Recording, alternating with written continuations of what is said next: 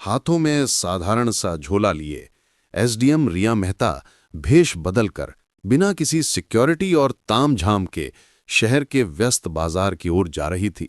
वो खुद अपनी आंखों से देखना चाहती थी कि सिस्टम आम आदमी के साथ कैसा बर्ताव करता है। घूमते घूमते उसकी नजर एक फल की रेहड़ी पर पड़ी, जहां एक बुजुर्ग आदमी, नाम था रामू चाचा, तेजी से सेब केले बेच रहा था। उसके चेहरे पर पसीना बह रहा था, लेकिन आंखों में मेहनत की चमक थी।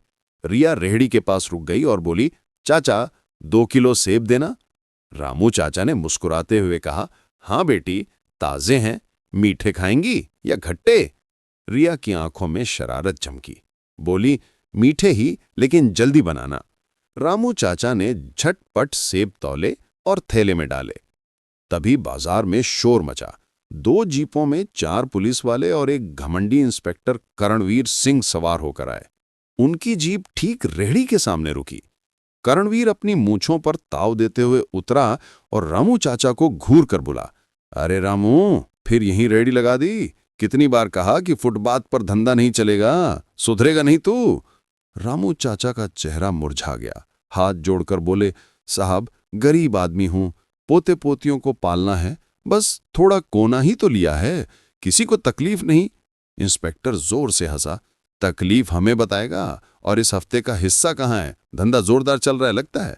रामू चाचा बिलबिलाने लगे, साहब, अभी बोहनी भी नहीं हुई ठीक से, शाम तक थाने भिजवा दूंगा।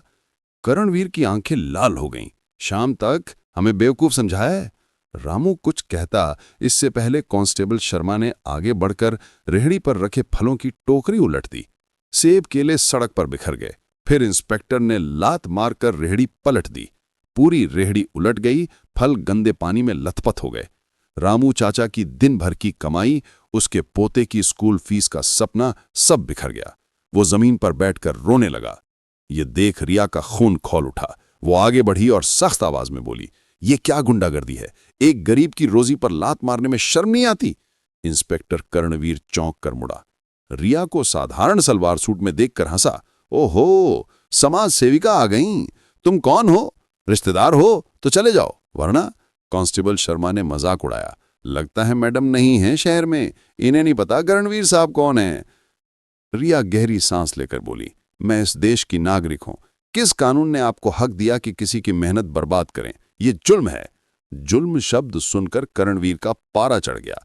भीड़ के सामने ईगो हर्ट हुई। वो चिल्लाया, अब कानून सिखाऊंगा, और बिना सोचे रिया के गाल पर जोरदार थप्पड़ जड़ दिया।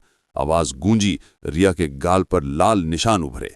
भीड़ सन, लेकिन कोई बोला नहीं। पुलिस वाले हंसने लगे, बढ़िया शॉट साहब। रिया का गाल दर्द कर रहा था, लेकिन गुस्सा संकल्प बन गया। एक कांस्टेबल ने उसकी कलाई पकड़ी, चलो थाने, अकड़ निकालेंगे।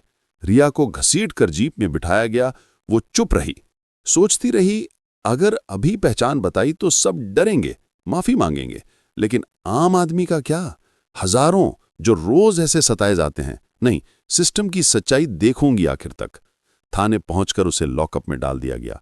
माहौल घुटन भरा, गंदगी, बदबू। वहां 2 औरतें थीं, एक 45 साल की सरिता, दूसरी 20 की नेहा। सरिता ने पूछा, बेटी, क्या किया तूने? रिया बोली, गरीब की मदद की गलती। सरिता आह भरी, गरीबों के लिए जगह नहीं यहां, पैसे या रसूख ना हो तो मारेंगे पीटेंगे। नेहा रोते हुए बोली, दीदी, मैंने घर से भागकर शादी की, ससुराल वालों ने पकड़वाया, कहते हैं चोरी की, पीटते हैं। रात में करणवीर आया पान चबाते हुए, समाज सेविका, कैसा लगा था ना? रिया बोली, तुम वर्दी का अपमान कर रहे हो। वो हंसा, चुपचाप साइन कर। हंगामा किया, नशे में थी, साइन कर और निकल जा। रिया ने मना किया। करणवीर गुस्सा होकर बोला, पाटिल, समझाओ इसे। 2 सिपाही आए, रिया के बाल खींचकर घसीटा, अंधेरे कमरे में ले जाकर धक्का दिया।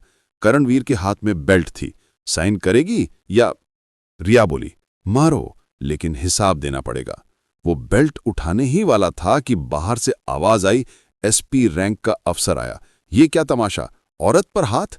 करणवीर हड़बड़ा गया, सर, बदमाश है। एसपी ने शक किया, बिना सबूत, रात में महिला पर बल, वापस लॉकअप डालो, सुबह कोर्ट। रिया बच गई, लेकिन रात भर मच्छर, बासी रोटी, सरिता, नेहा की सिसकियां। वो सोचती रही, ये मेरा इम्तिहान है। सुबह करणवीर आया, जमानत हो गई, पत्रकार ने कराई, निकल। बाहर एक रिपोर्टर सोनिया कैमरा लिए खड़ी थी। रिया ने थाने का माहौल देखा। एक बूढ़ा गिड़गिड़ा रहा, दरोगा धमका रहा। सब्र टूटा। रिया करणवीर की ओर मुड़ी और बोली, इंस्पेक्टर करणवीर सिंह। वो चौंका। Constable Rajesh Sharma, constable Verma, constable Gupta, सबके चेहरे पीले। रिया ने फोन निकाला, स्पीकर ऑन। कमिश्नर को कॉल। रिया मेहता बोल रही हूं, मैं कोथरूड थाने में हूं। रात भर लॉकअप में आपके इंस्पेक्टर ने थप्पड़ मारा। इंटरनल टीम और एसएसपी लेकर आइए। कमिश्नर घबराए। 5 मिनट में थाने में सन्नाटा। करणवीर बोला, मैडम आप? रिया बाल संवारते हुए बोली, रिया Mehta, sub divisional magistrate. Karanvir के घुटने ढीले। 5 मिनट बाद सायरन काफला, एसपी एसएसपी दौड़ते आए। सैल्यूट। रिया ने पूरी घटना बताई। एसपी गुस्से से लाल। करणवीर घुटनों पर गिरा। माफ कर दीजिए, पता नहीं था।